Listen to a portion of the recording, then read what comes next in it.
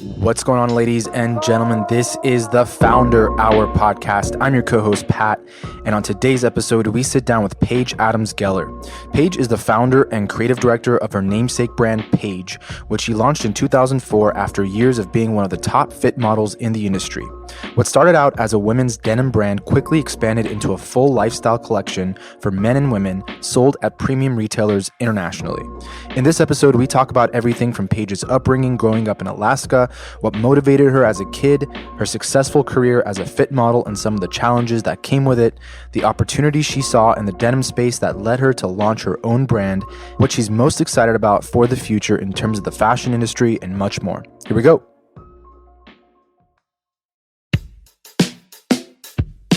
Paige, well, first of all, thank you for being on the show with us.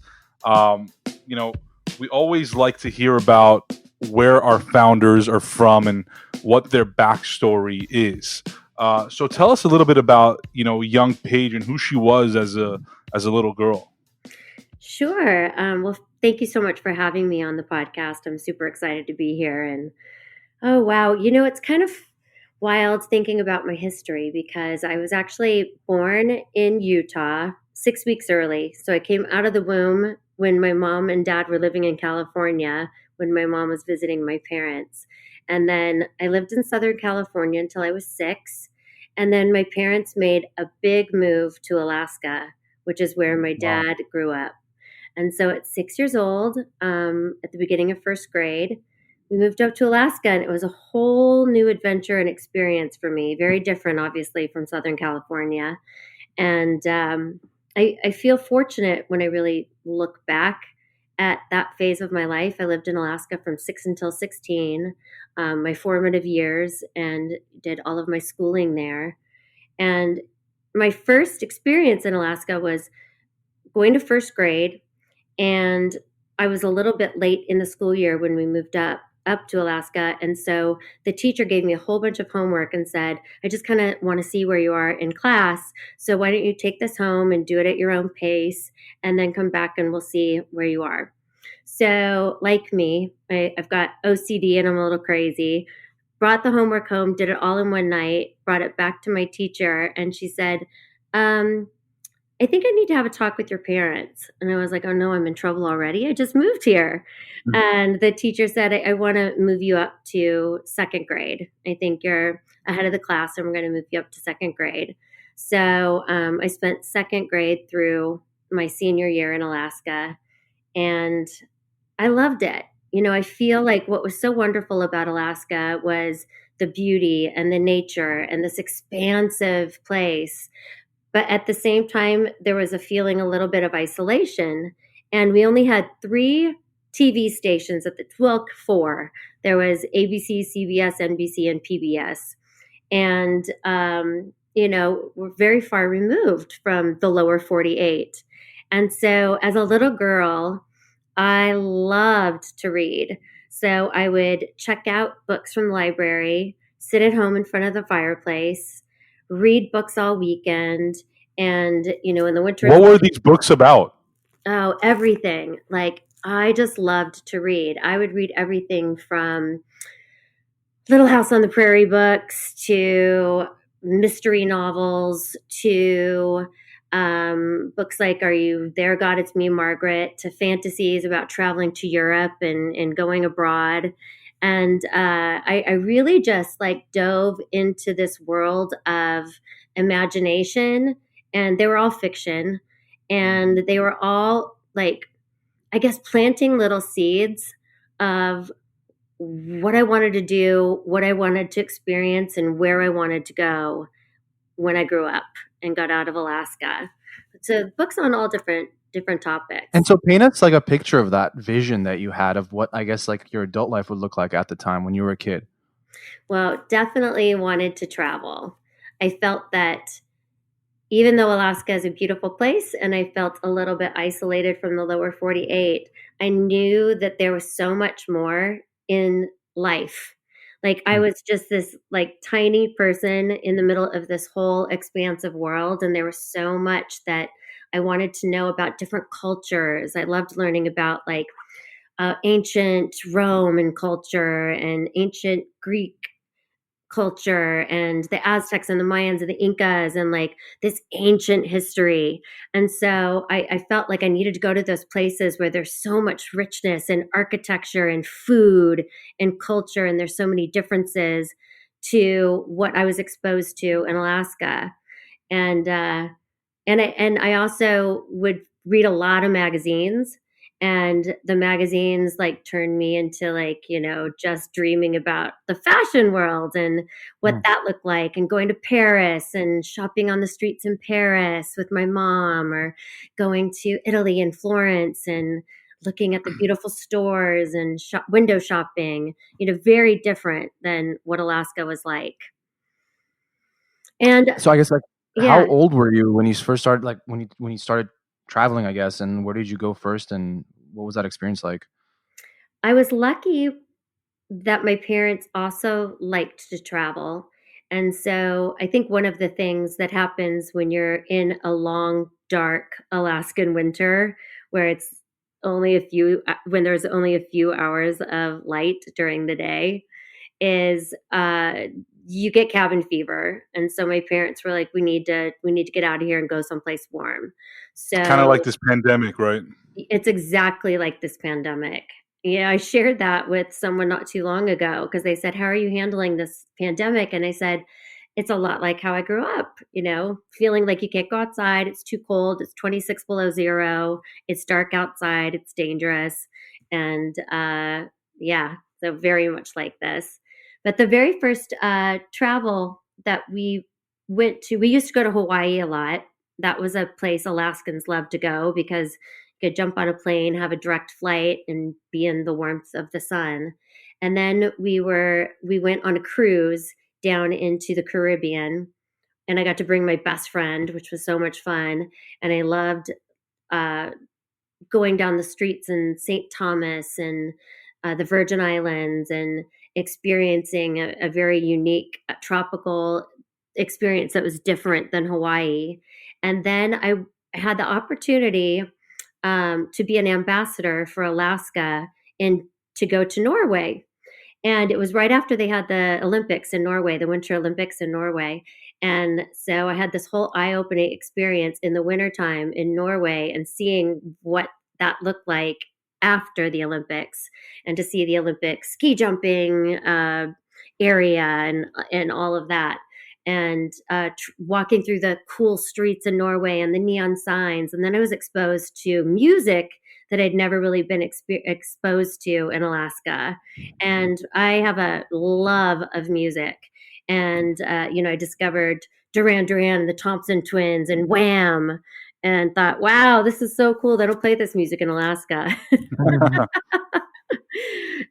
So that was my first European exposure. And what was really cool is we went to Norway, then we went to Sweden, and while we were walking around on the streets, I'm like, oh, these are my people, because I am 99.9% Northern European. Mm. Did you do 23andMe? Yeah, I did do 23andMe. I discovered. And I was so bummed because I was told my whole life that I was part Cherokee Indian. And I was so Oh, excited that I was part Cherokee Indian. And I would tell everyone I've got Indian blood. And I always feel a connection to the spirit of like the flute and Indian, I don't know, incense and so many different things.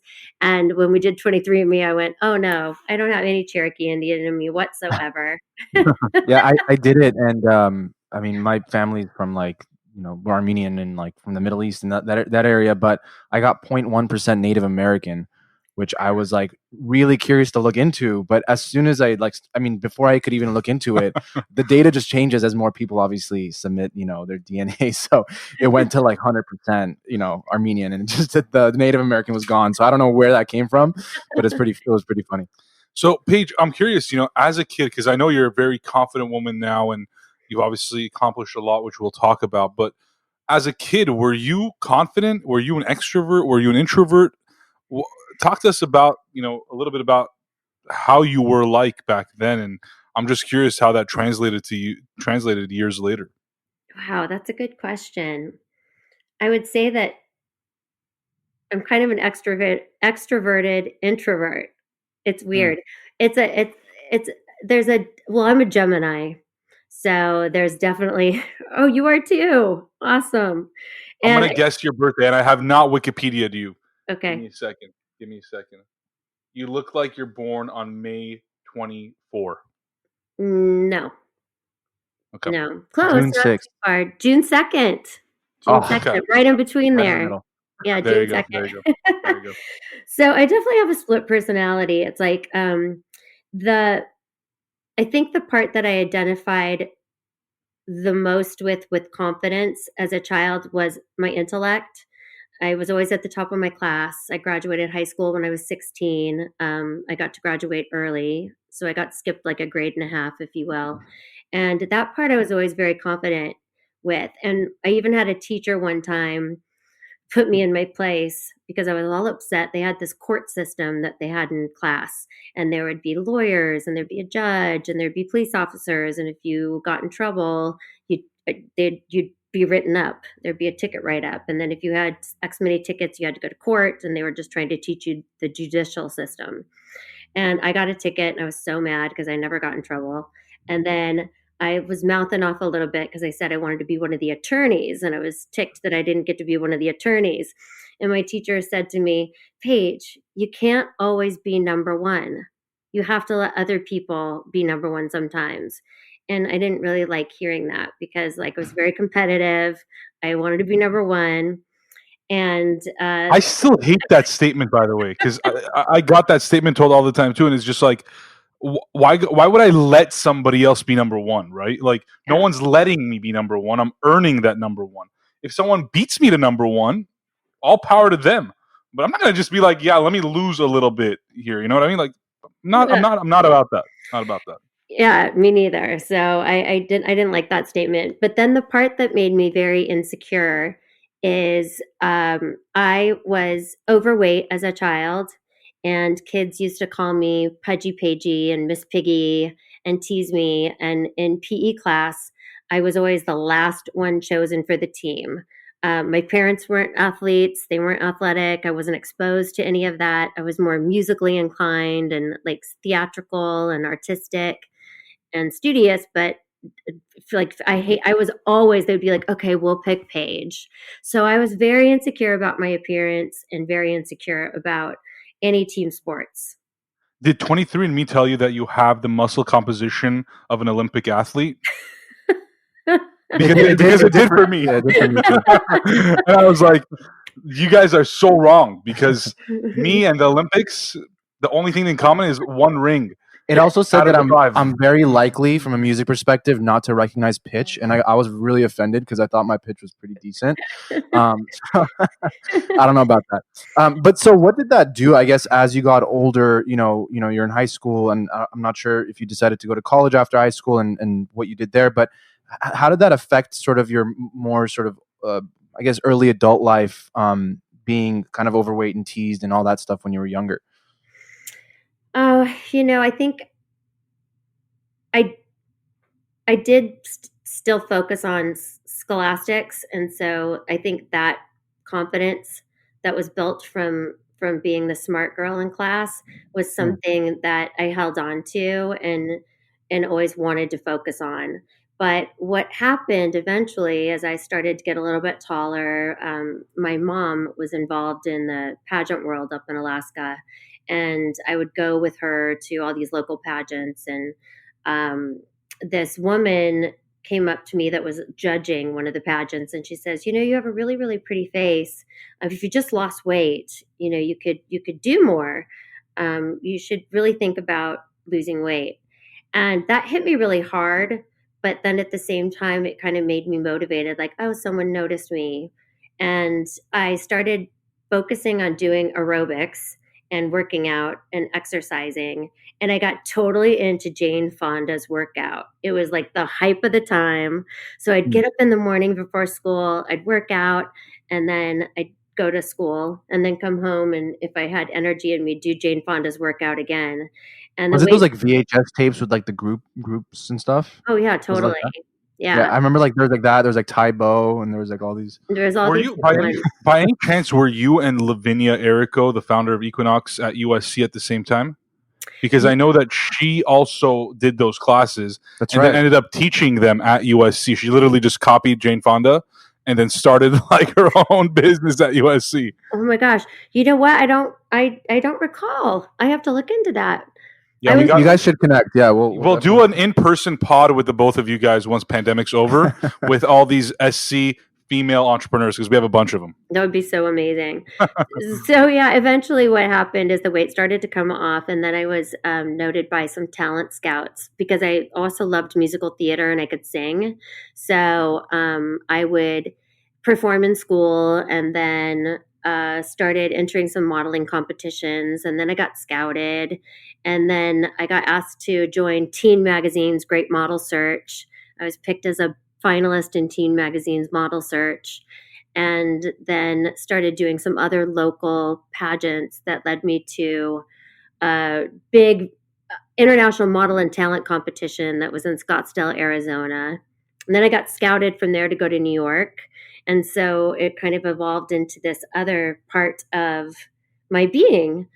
And some of it I loved because I could, in pageant world at the time, which was a good out from Alaska to be able to see and experience and learn to be a good public speaker and perform and entertain and do different things. I loved being able to explore that different part of my personality. And they were always scholarship pageants. So you were still focusing on getting a higher education and finding maybe an opportunity and a means to pay for a higher education. Paige, I remember when, so I know you went to SC for college, but I remember when you visited and were a guest speaker at our fashion class, which I was, for those who know me and are listening, they'll be surprised that I took that class. But, I thought, wow, what a great class to take and learn about fashion communication. Who would have thought? But there was one thing that really stood out, and to this day I remember it. And I always tell people that I know this concept and they didn't. Even women, who had not heard about the concept of being a fit model, right? And I was like, I know that and you guys don't. And I know the person who was like the main person for that because I got to hear from her in class. Was that like a just smooth transition from the pageant world to being a fit model, or was there stuff that happened in between? There was stuff that happened in between. I graduated high school at 16, had been scouted by these talent groups and modeling agents in New York. So I left Alaska and moved to New York and started modeling out there, was scouted by Elite, and then was also scouted by like some acting agents and started going on some auditions out there and exploring that whole world of like soap operas and modeling. And wow, it was a fast-paced world for a 16-year-old girl that just left Alaska and entered into this city, and a lot of crazy experiences that I wasn't really ready for. So, to be honest, I felt that it was too fast for me. I started to fall into the throes of anorexia, and because everyone wanted me to lose more weight. And I thought, I better focus on my education and my mind so I have something to fall back on. So I think the smartest route for me is to go to college now. So I'd been accepted actually at Stanford and USC, and really fell in love with USC and what it represented, and having that connection and being in Southern California and thinking that I could still explore the entertainment industry and get a great education. So I didn't fall into the world of fit modeling until after USC. Interesting. So kind of talk to us about your experience in college. I mean, what did you end up studying, and what did you end up doing right after you graduated? I studied broadcast journalism and speech communications. I was at Annenberg School at USC, and I loved it. It was so much fun to be part of a university that was so different from my experience in high school, to be on a big campus and to have like sports and the camaraderie and join a sorority. I didn't even know what a sorority was, to be honest, when I started SC, and people were like, "Are you going to rush for a sorority?" I was like, "I don't really know what that is," when I was at orientation, and they're like, "You got to rush." So having this whole like fun experience that was so different than high school was amazing, and I loved every minute of it. And I loved my major. I loved my professors. Took a lot of marketing classes, which I also loved. And so when I graduated, I thought for sure that I was going to become a broadcaster or I was going to have a talk show host of my own. And I was imagining being able to do some Good Morning America talk show. And that's what I was really focused on. But I graduated at 20 and started thinking I'm only 20 years old and I still had a little bit of bug to like sing and model and entertain.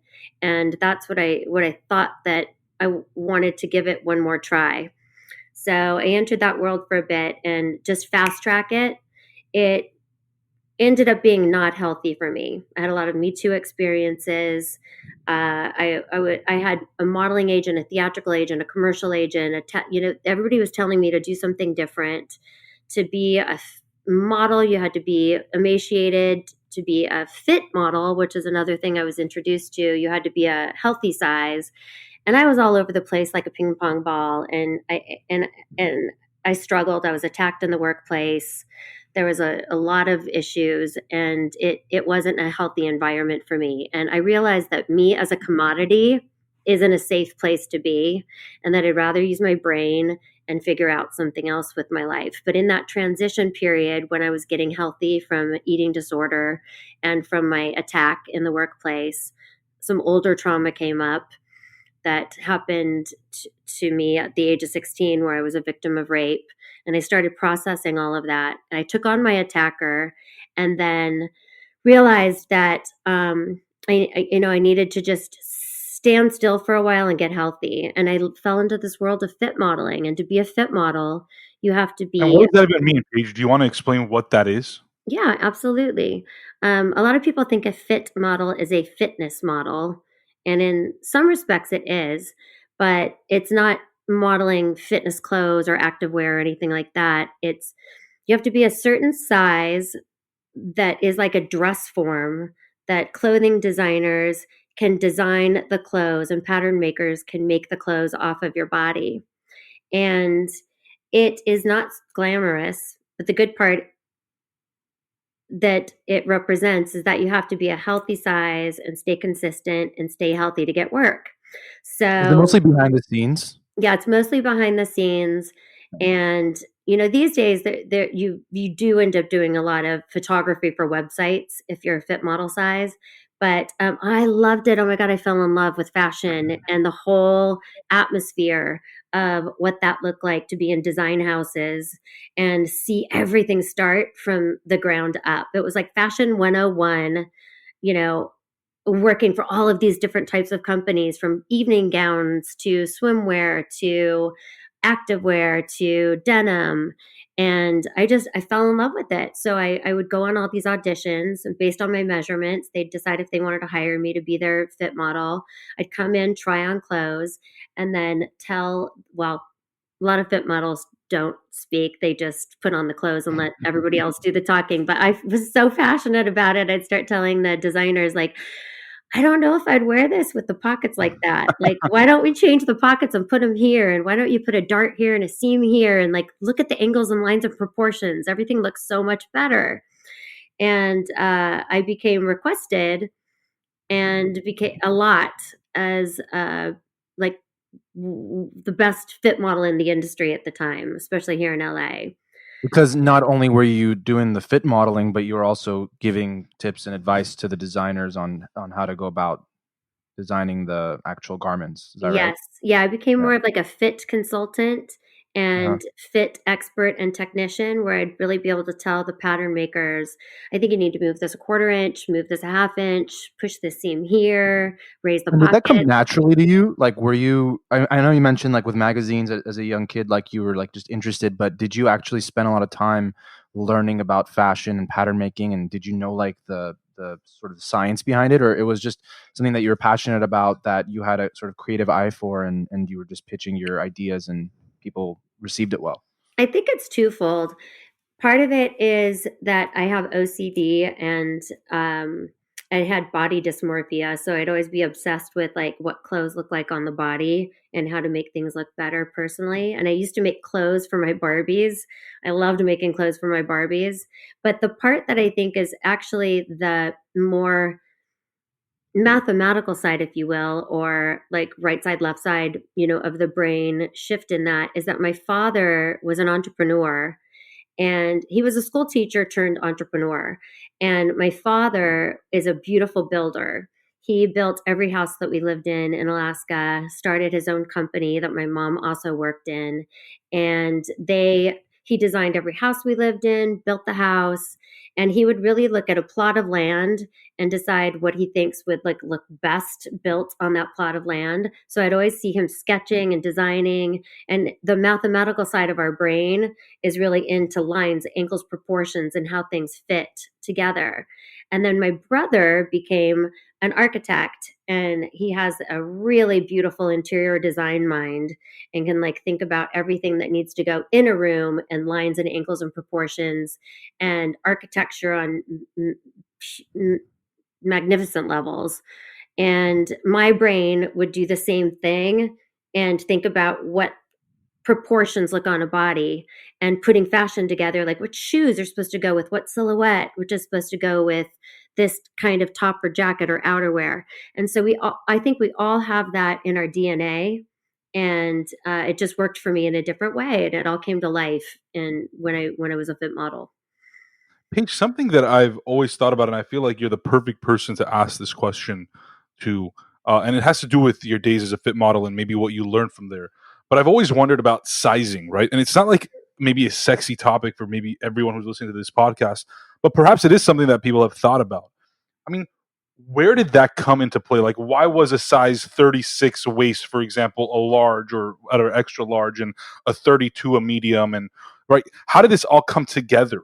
And don't you think that the sizing plays a role in people, both men and women, having body dysmorphia issues and having issues overall with, oh my God, I'm an extra large, even though like, I fit into a large for another brand, for example, right? I mean, I don't know, but like, talk to us a little bit about that, because that's something I've always thought about when it comes to fashion.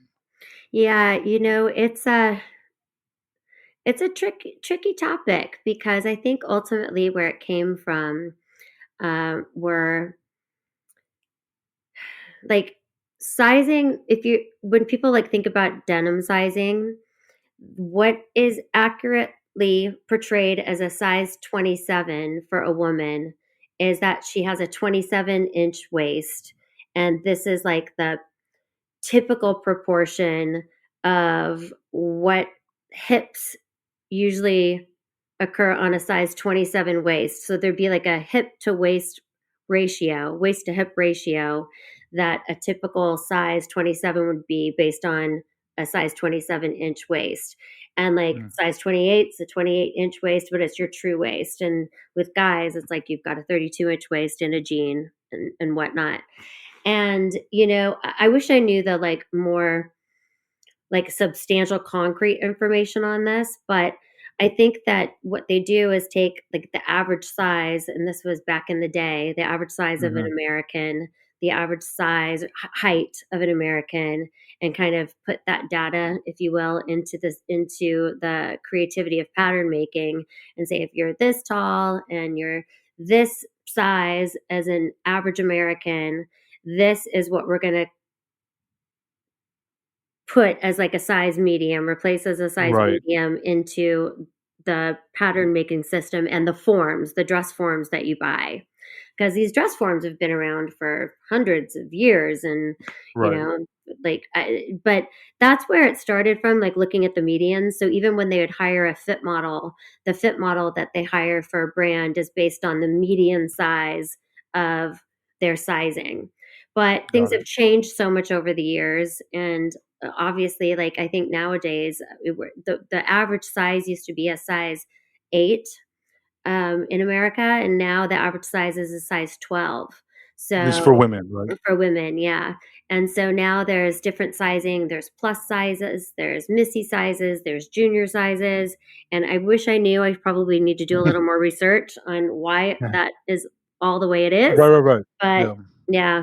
They try to base No, I it think on the. that's definitely a more than satisfactory response for me because I just never understood like, why certain things are called large or, it just and then especially nowadays with how transparent brands have to be because their consumers expect them to be and like how much things are out there and how much the consumers can actually give feedback to brands on. You just hear about all these issues that come up and you're like, oh, did fashion play perhaps a role in that? But that's a whole deep different discussion that we can go into.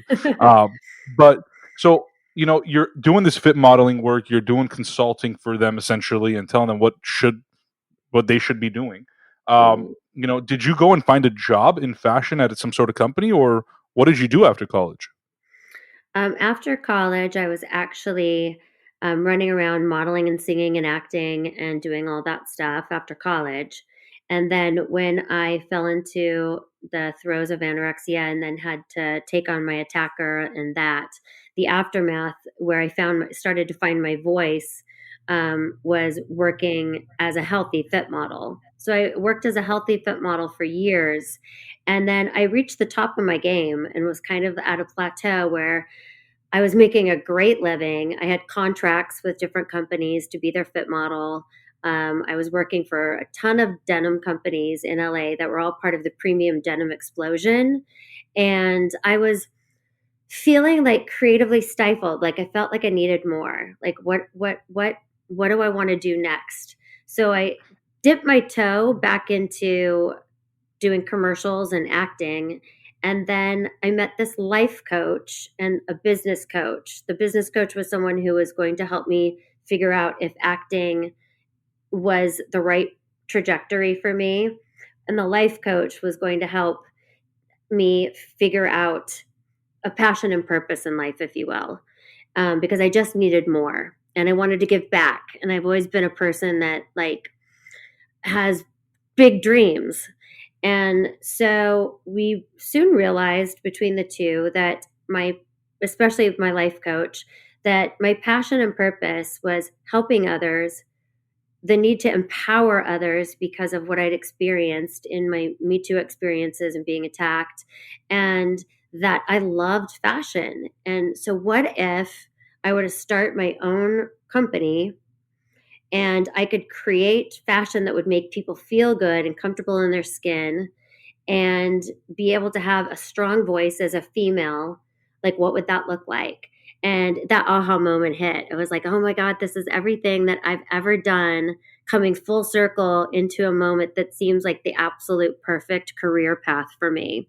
And So, Paige, before we get into what comes next, when you were kind of right before this, when you were doing the fit modeling and working with different, you had different contracts.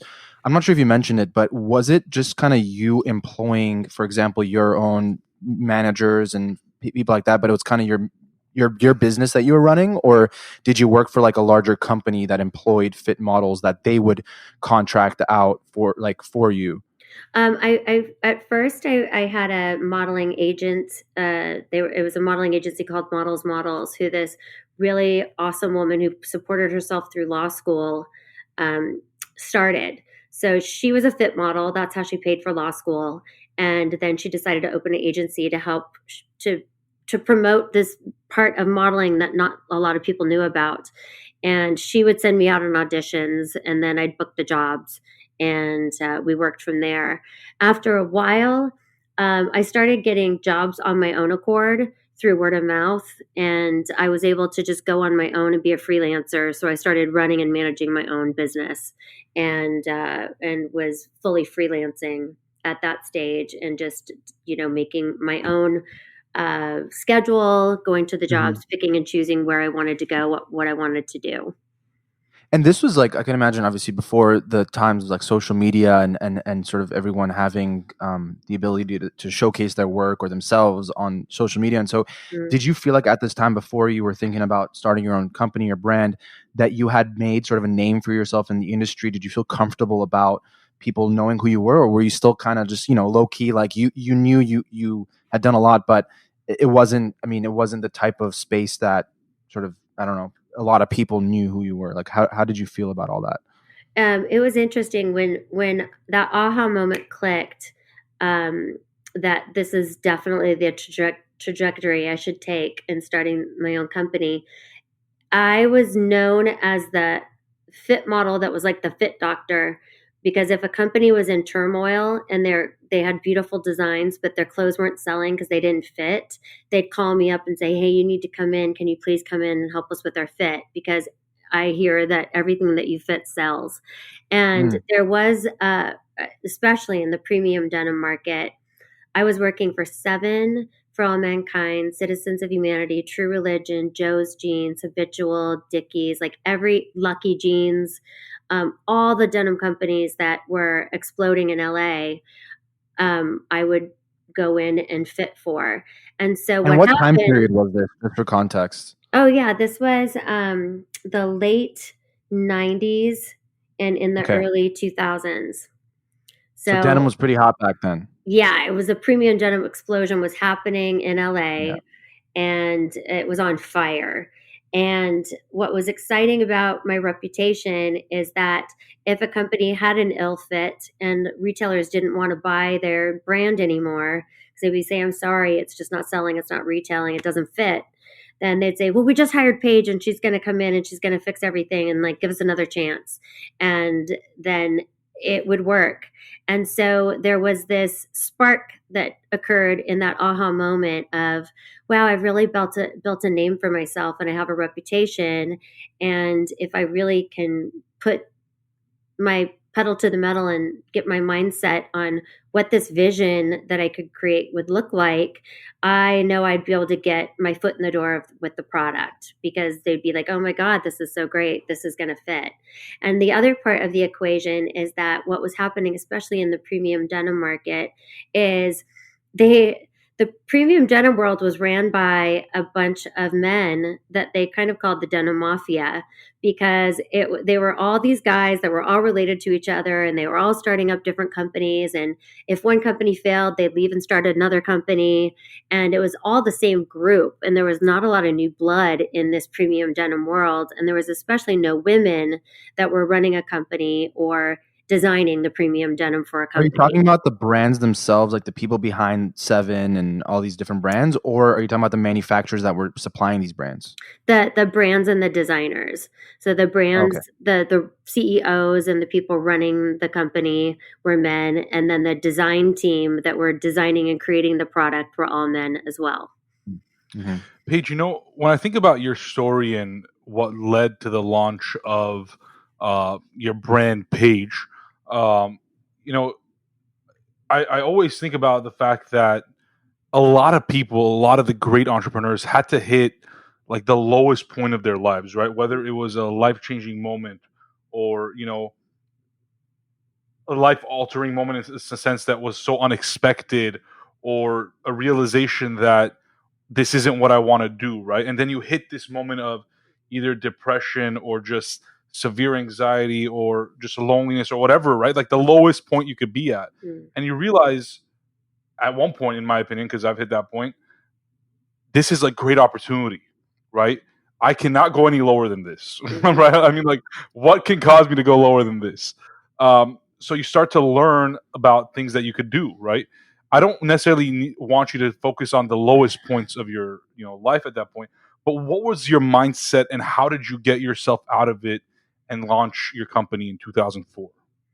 Well, I think that when I took on my attacker, that was definitely one of the lowest points in my life, because basically what happened was, being attacked, I went to the rape treatment center to get help, and I'd never been to therapy. I'd never talked to anyone about um, any issues or problems or anything I had in all my Me Too experiences while in the workplace. And when I went to this therapist and started spilling my guts about being attacked in the workplace, she asked me about my past and my history. And a lot came up for me. And it was all of a sudden the voice of a 16-year-old little girl, in Alaska that was raped. And I really had a difficult time speaking those words, because I had kept a secret for 13 years. And secrets make you sick. Like the more you hold on to a secret, the more it eats at you and wears you. And takes on many forms of demonism, I guess, if you will, and self-sabotage. And I think at that low point, the thing that started to pull me out is, I wasn't raised this way. I wasn't raised to be someone who was going to be smashed down. I was raised to take charge. I had that entrepreneurial spirit because my parents were entrepreneurs. I had a fight to want to win and be number one. And I'm like, I can't lose my voice. I have to find my power. So when I took on my attacker, I felt like I found my voice, I found my strength, and started realizing that I do have strength in me that I didn't realize I had. And that voice is what started to whisper, find your passion, find your purpose. And then when I did realize that, the aha moment, like, oh my God, this is it. I want to start my own company. I'll have my own voice. I'll be able to express myself creatively. I'll be able to run a business where I can empower others. I'll have a safe work environment and I can do everything I love. I can use my marketing skills. I can use my journalism skills. I can use my personal appearance skills, and I can create beautiful product that makes people feel comfortable in their skin and comfortable in their jeans, GENES. And it all came in, and literally at that moment, it happened so fast when I made the decision that that's what I wanted to do. That was like May 1st, 2004, when that life coach planted that seed. I retired from all of my fit modeling jobs in June 2004. I said, okay, I'm not going to do this anymore. I've got another concept. Met with potential investors. And by July 1st, 2004, I started the company and had the first line together by September 2004, and was showing it and launching it in New York at the Coterie Trade Show. And it was like all the stars came into alignment, and it was like, oh my gosh, this is happening. And I've never looked back. And that was 16 years ago, almost 17 And I want years to talk ago. about, I want to talk about those early days of Paige. But before we do, kind of going back to the sort of the topic of, I like how we talked about therapy, but also life coach and business coach. And these are all things that I feel like in the past, and now it's becoming a little bit more, I guess, normalized and less taboo and less, it's more talked about and encouraged.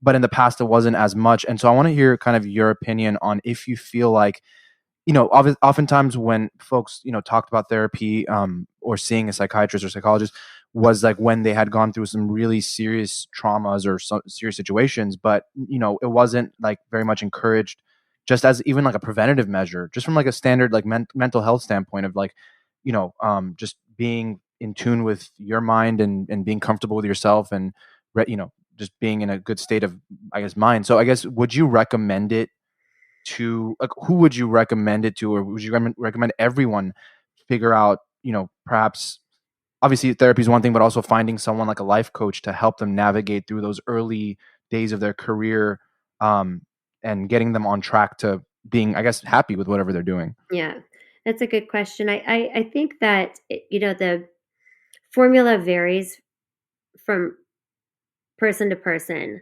but in my state of mind, and my opinion on this is, I think it's really important to be balanced in life.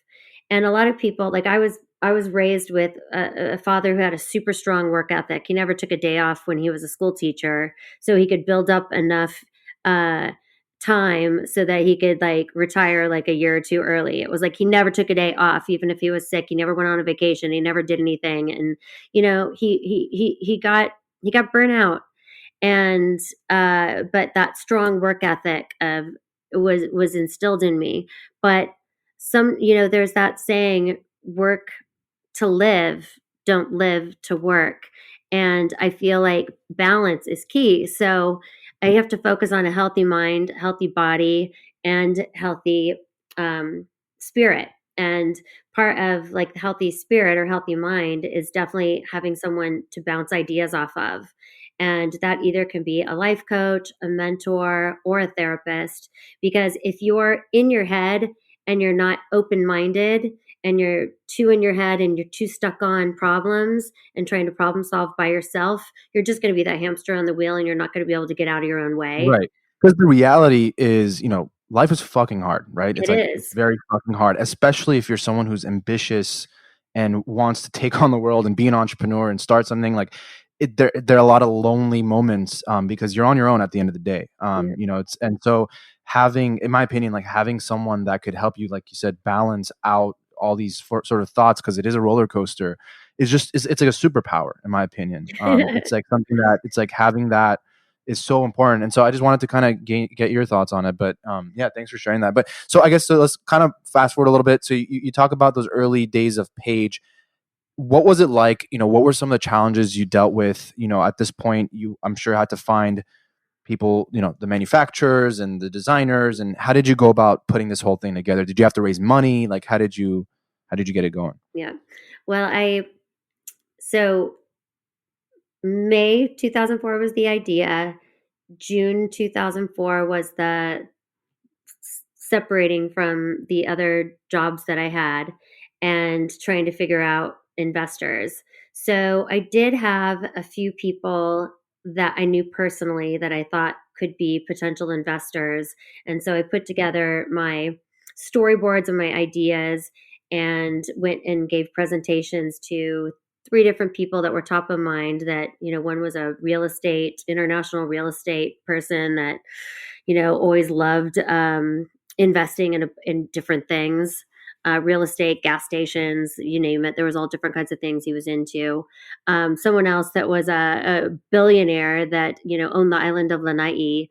And a friend of mine was involved in a relationship with him. So I was like, hey, I'll go pitch him.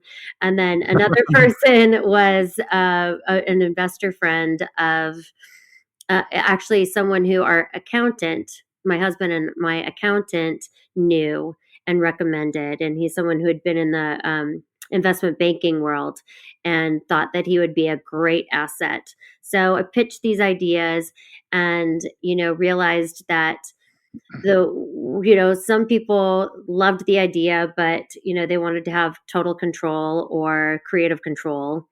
Another person that I pitched to, I realized that, like, I think he was so involved in so many things, and I didn't know if I could totally trust him.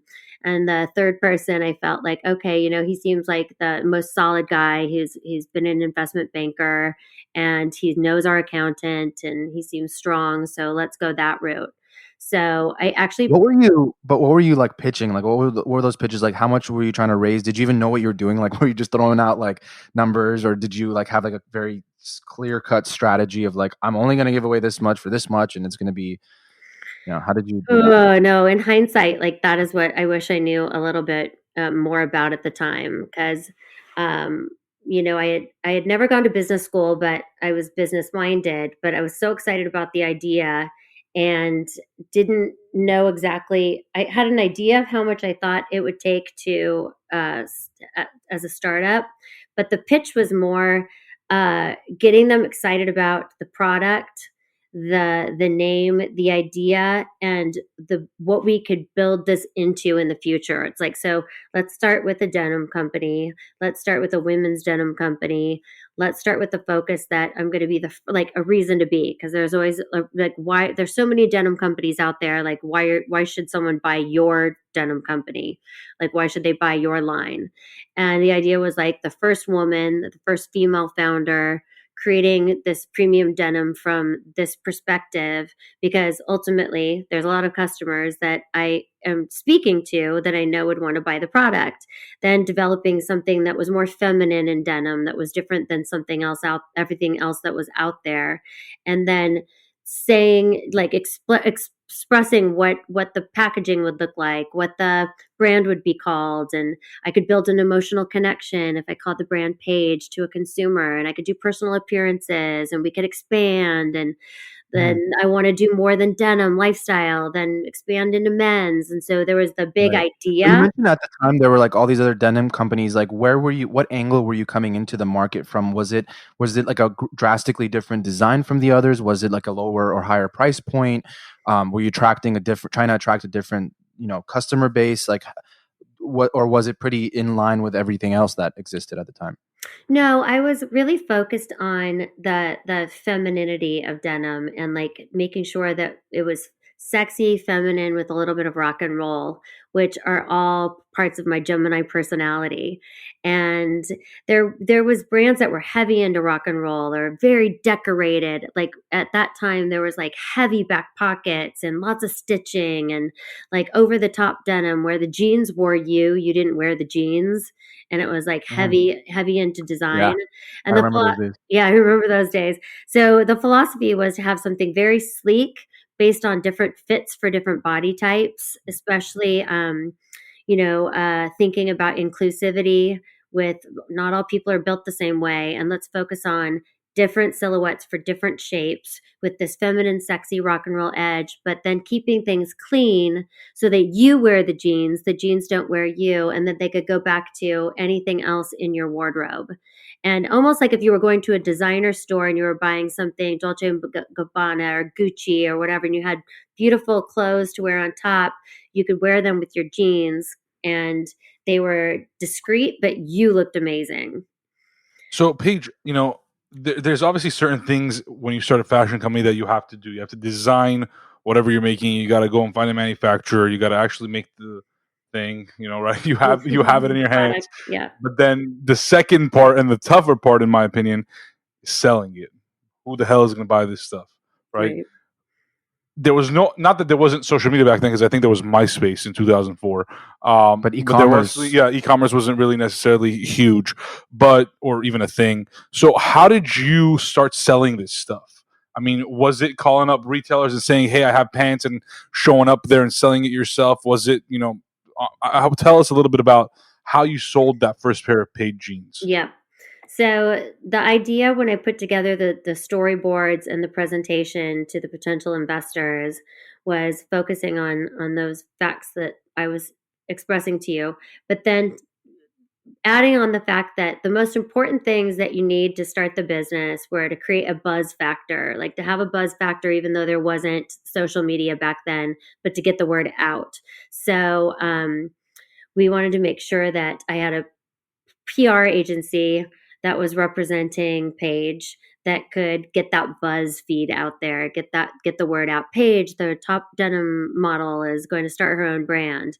The second thing was to find a really good showroom that could take the line in, and they had the contacts and the relationship with the retailers. So that was really important. And then, of course, to have a great product, and then to have the money behind it.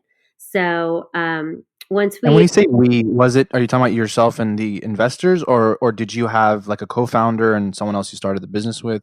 Yeah. So what ended up happening is I was married now at this time, and my husband had been in the clothing business where he had a company where he made private label for retailers such as like Walmart, Kmart, and it never had done denim, but had the experience with Walmart and Kmart and was in the fashion industry, if you will. So when I came home and said that this is the idea that I had to start Paige, that my life coach had suggested this to me, he said, "Oh my God, if you don't do this, you're going to regret this the rest of your life." It's like amazing, because even when we'd traveled, we'd ask, "What are the top selling denim brands?" And they'd say Seven or Citizens, and they were always the brands that I fit for. And so he's like, "You're onto something. You have to do this." And so when I say we, basically, I'm considered co-founder, me and my husband.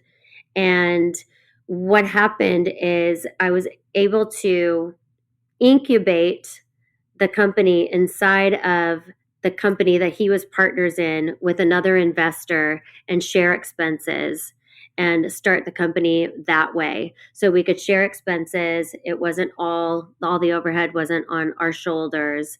And the part that we regretted was bringing in an investor who we gave a little bit too much of the pie to out of the gate.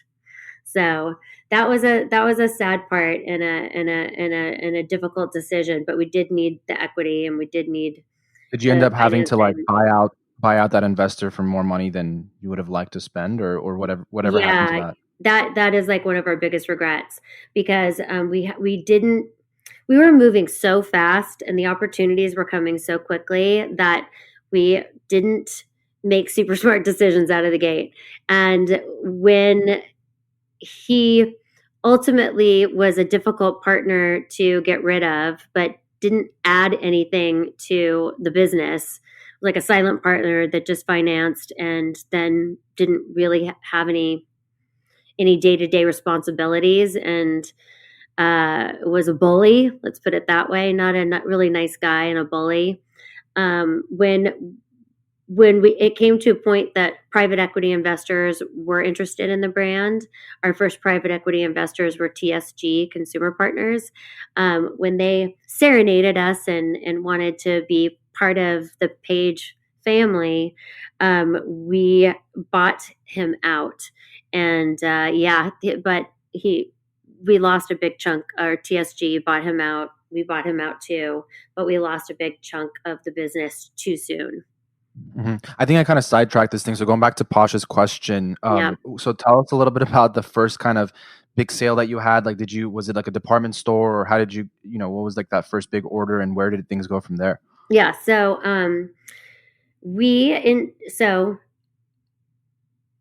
thinking about that for a second. So we went to the Coterie Trade Show, and so this was in September 2004. When we launched the brand. And for those of you who don't know what the Coterie Trade Show is, it's a big trade show where all the retailers come from all around the world to come look at the new collections and new lines, or lines that are already established, and decide what they want to buy and write their orders. And so you had a booth? We had a booth. Yeah, we had a booth.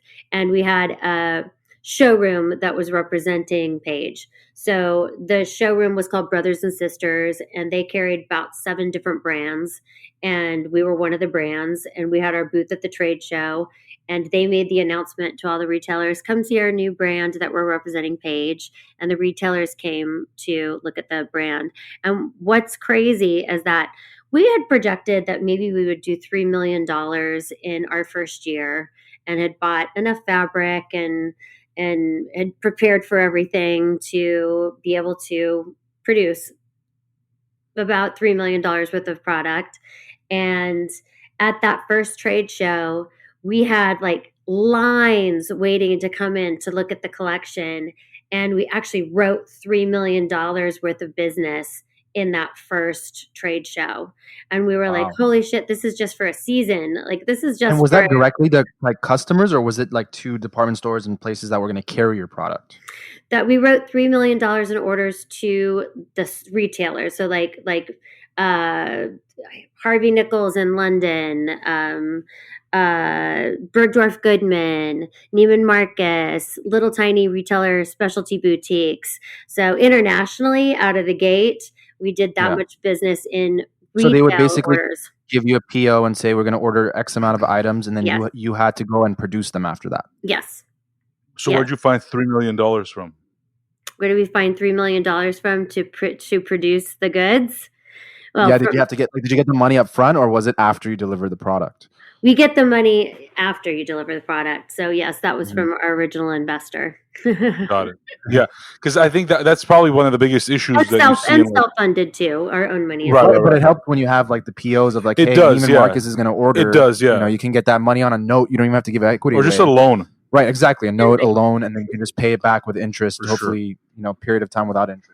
So obviously, Paige has been around now for almost 17 years. It's beyond, just a woman's brand. I mean, I own a pair of Paige jeans, which are great, because every time you put it on, it's like you put on like solid butter. I don't know. That's how I like to describe it. When I touch it, I just feel like it's like a nice smooth butter. I'm like jumbling my word. Butter is, I combine smooth and butter to butter. But it's, you don't see a lot of fashion brands staying around for that long, right? Like, I see a lot of them, especially these days with how easy it's become to launch a company using Shopify and being direct to consumer and not even going the retail route at all. A lot of them just come and go, and I don't even know what they differentiate on, to be honest. Probably not. They just buy the same item and they just smack their tag on it and sell it on a Shopify. Drop ship it from China. How has that progression, from being this, omni-channel, or having to be an omni-channel brand, to, now you see companies and competitors that are just direct to consumer e-commerce. How has that affected Paige, if at all, or perhaps in a positive way? How has it helped impact the business positively? Oh, it's been a positive thing as e-commerce, especially during this pandemic. Um, we're a brand that definitely believes in multi-channels. So being able to work with retailers, have our own retail stores, as well as our own online business and online business with other retailers that we work with, I think are all critical to the business. Being able to get the brand out there and the name out there with as many voices as possible just helps with brand strength. And, I definitely think we would have never made it through COVID if we didn't have a lot of direct to consumer business of our own. And we've been really grateful for that. But it has been a headache and a heartache because, when we launched, it was basically just dealing with other retailers like specialty Right, boutiques and the major department stores worldwide. right. And then having to build your own site and work through those problems. They're very challenging and very difficult because at first we didn't have our own website. We worked through a fulfillment company called One Stop, and we didn't Yep. really have the opportunity to have our own voice and our own presence because we had to work through them and do it their way. And that was very difficult. But now we've been building our own site, and we're still wiring and rewiring and trying to make it perfect. But what's beautiful is that you have the ability to tell the story the way you want to tell it every day and change things out that aren't working and put different pictures up and images and have the voice, spread worldwide through your own eyes, like my own creative eyes and lens. As a fashion founder, what did you, or what were you, I should say, surprised by the most early on in your career running Page about the industry? What was I surprised about the most about the industry? Oh, I don't like to be negative, but I think what I was surprised the most about the industry is how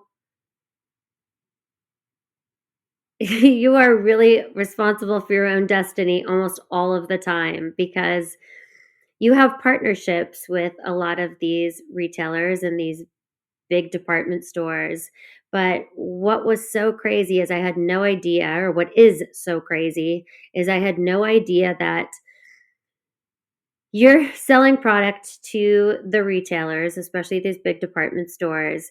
And if they don't sell it, they basically want to return it or charge you back money for markdown money and make you pay for what doesn't work on their end. And they don't take full accountability and responsibility for what they decided to order and what their projections were for their own Like, it's consumer your on their fault that we end. can't It's sell your our fault. product. Yes. And they'll come up with like, oh, we want you to do a special for us. And will you design this? And it's something that wasn't in the line. And we'll produce it, we'll create it, we'll make it, we'll sell it to them. And if it doesn't work, we want you to take it all back. And like the responsibility never really lies on their shoulders. They're always coming back to you for more money. And then if you don't work with them on their terms, then the idea becomes, well, we'll just find someone else who will do it. And Right. so Like that ruthless. that was ruthless and an eye-opening experience for me. But luckily, I believe in partnerships and I believe in, really trying to be as flexible as possible and delivering great product and great quality product. And I always feel like it's like survival of the fittest. The more you can negotiate and the more you can actually try to work with them the best that you can because ultimately we want the product to sell too. I want the product to sell Right. too. And if it isn't working, it's like you're not going to force Yeah. it. I But think it's a testament to like the beauty of sort of the democratization and the shift to e-commerce and sort of being in control and not living and dying by whatever the retailers do, and having that ability to have direct communication with your customer base, and it's all up to you at that point. I mean, it's your responsibility, and it truly is, because then it's like, well, if it's not selling, we can't blame anybody, but right. you don't have to worry that it's out of your hands, and what they're doing, like they're putting your product in the corner of like the floor of the department store that no one goes to, and Yeah. what are you supposed to do about that, right? And so I guess with that said, what are you most excited about when it comes to the future of the industry? like let's say the next 5 to 10 years and where it's going, and then also specifically about what you're doing at Paige and where you see it going with where things are going. I'm still really hopeful about the fashion industry. I'm really proud of how far we've come from like starting off and incubating, this idea into a larger company, thinking about it as just first premium denim and then expanding from premium denim to a full lifestyle brand for men and women, even doing shoes and still having more product expansion. Our brand is actually stronger than it's ever been 16 years in. I feel like it's sweet 16 for us. And being able to overcome so many obstacles and have resilience and provide great product and have a strong voice and a strong story and continue to deliver the product through the lens of the eyes of our brand and stay true to our brand. The brand has strength and the brand has equity. It makes me excited because I feel like that dream of becoming an iconic brand that'll be here for years to come feels like it's happening. We're in the middle of it, and there's still so much more to explore and so much to do. And we're still creating beautiful product, and the customer's still voting for it. And to me, that speaks volumes. Like, I love how you bring that up because I feel like that kind of mindset of the long game is a little bit lost these days, where people expect something quicker. And with the advent of social media and seeing getting a window into all these people's lives and sort of this grass is greener thing, where it seems like other people are doing better than you or whatever. It causes people to not go the length and just kind of quit and switch gears. And sometimes that's a good thing, sometimes it's not a good thing, because in your case, like if you didn't stick it through for 16 years, like you wouldn't have seen the growth that you're seeing now. And so I guess is that, I mean, what would you tell people like that, or maybe I guess for you, have you ever been in those situations where you felt like, up until now, maybe I can be doing something better or different, or it just sounds like you were very, very focused on building this thing and you knew it was going to take a long time, or how did you kind of approach it? It's slow and steady wins the race has always been my philosophy. I've never believed in instant gratification, or I never have wanted to have a one hit wonder. Um, I feel like that that fast expectation of instant gratification gets people in trouble all too often. And so I feel like there's always been a calm inner peace that has led me to the vision, because there's always like, I never get bored. And there's always like, as a creative director and as a founder of the company and as the voice of the company, like there's always been something that makes us excited to keep working as hard as we work. It's like, what's next? And then what next can we do? And then a voice of wanting to be able to give back. It's like I'm so passionate about philanthropy and giving back, and have always wanted to be successful so I could give back. And I think when you have that inner drive and that inner strength and that vision, that it's like you're running the marathon, not the sprint. It's like I'm really running the marathon. I want this for the long haul. Plus, it's a family business, and protecting the family is so important, and protecting the family business and the livelihood of all those that are part of Paige. That all of that together combined is the fuel that keeps us going and that keeps me going. I guess in particular, I don't want to say us, me. It's like that's what gets me out of bed every morning, going, okay, what do we have to do today to do better, to be better? And there's certainly been times throughout these years that it's been scary, like, are we going to get through this year, especially 2007, 2008, when the economy crashed, and especially at the beginning of this pandemic. Like I was petrified, like what's going to happen. But I think we all have an inner strength and a confidence in what we're doing. And I don't know if that answers your question, but No, it does. Yeah. I mean, it's just like, I just kind of wanted to get your thoughts on like, for specifically for you, how the journey's been, because it is such a common thing. And sometimes, again, like I said, it's like it could be the right choice to shift gears if something's not working out. because sometimes you could get sucked into, just like this never ending thing that, there's no end to it.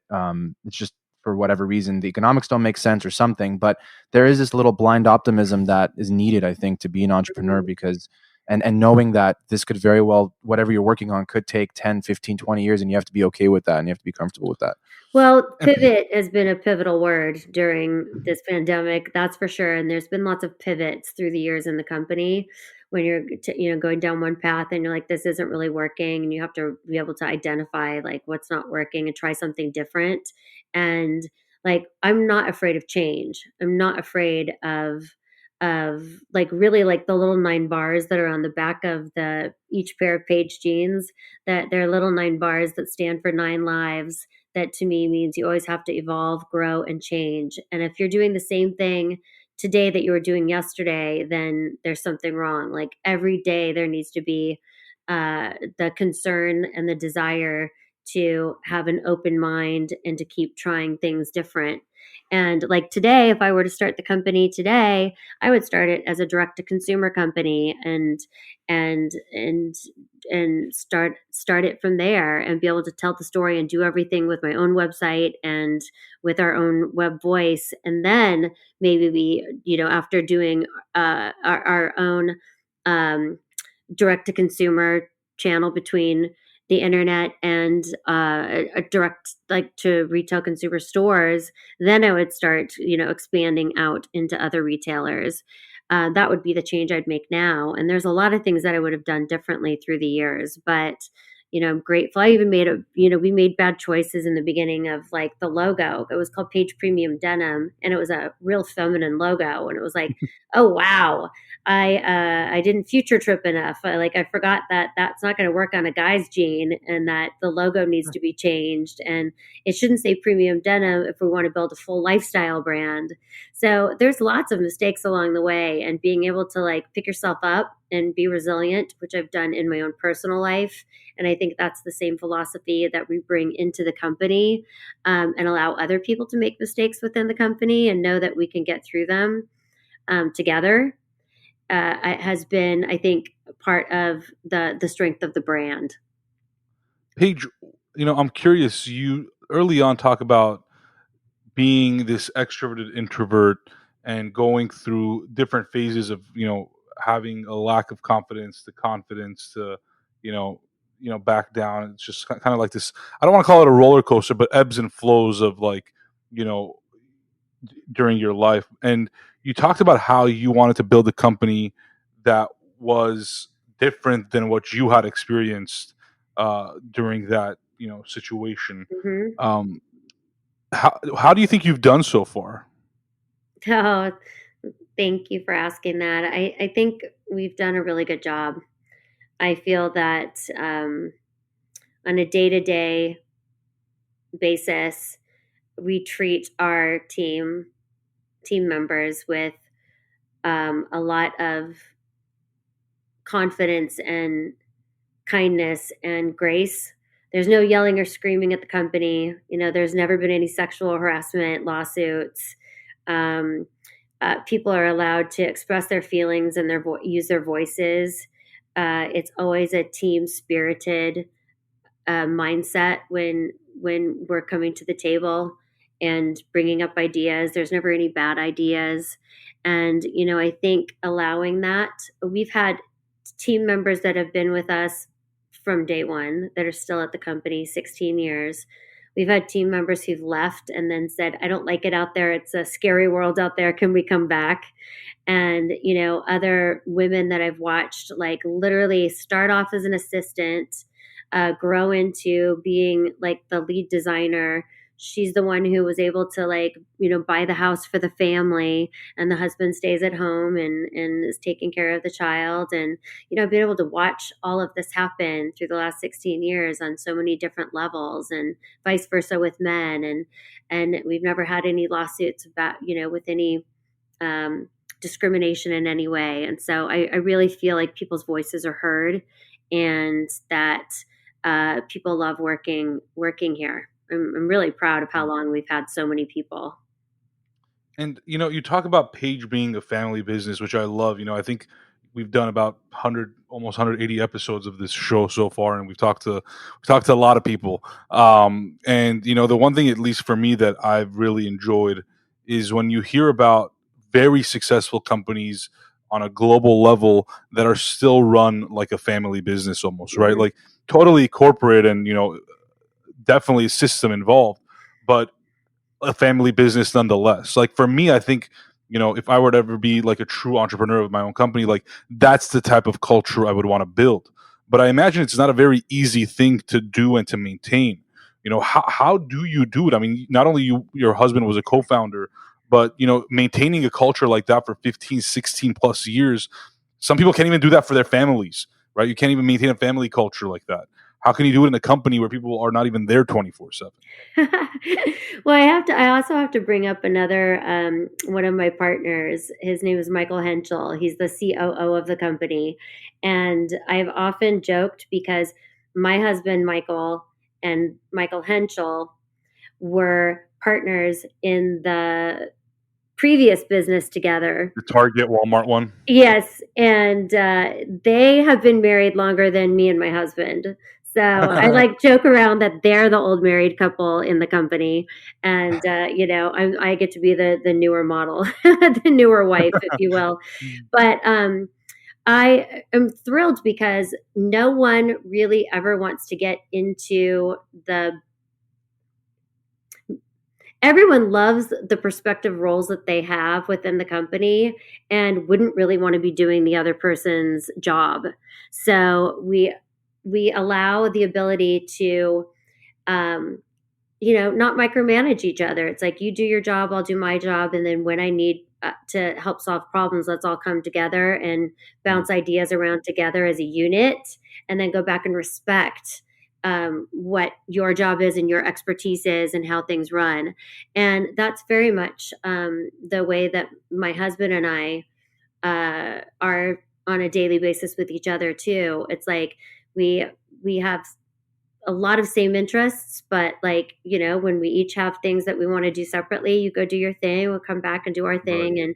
And it's great. We get along so well. There's never fights. I don't think we've ever had any fights within the company. And then now my stepkids, who are I call them bonus kids because they are bonus kids, step adults, are also key players in the company. My stepdaughter also went to USC, and she's the director of marketing at Paige. And then my son is also like the director of men's, creative director of men's, and is also really involved in the business. So we all work together. And under this pandemic, it's been crazy because my stepdaughter is living with us with her husband, and so there's three key players like in the same house under the same roof running the business, and that part's been great. But it is like a family. And what was so beautiful is we just took on a new international group called Brahma, took us on, and they're like international distributors, and they are the same kind of very family oriented company, and they've had people that have worked with them for years. And the connection that they had with us is knowing that we're the same philosophy wise, and that they can feel the warmth and the shoulder to shoulder part of the company and are very drawn to that. And I think that warmth and shoulder to shoulder way of running the business inside the company like a family is also what people pick up on when they that's the connection they have to the brand. And the reason why I wanted to call Right. the brand Paige is so people would actually know that there's a face behind the brand, and I could build that emotional connection to the consumer. Right. Well, Paige, I feel like we could just sit here and talk for another 2 hours, 3 hours more, probably. But we know you have to go and get back to your family and and, Uh, and and your work family too. And yeah. it's been nothing but a pleasure to chat with you and learn about your story and everything that you've gone through. And I think that it's a huge inspiration, not just to other women, but just to everyone, right? Who have had rough patches in their life, who've had the best of moments, the lowest of moments, but regardless, were able to just get through it, find their purpose and passion, and then just build, and just go without stopping, without even thinking about what's happening, and just pursue success and pursue that purpose. So I think you're a true testament to that, and hopefully one day we can, do this in a live setting with you, and maybe even some guests who can come and hear us out, just like the first time I met you with Professor Durbin at USC. So it's been so awesome to hear your story. Well, thank you so much.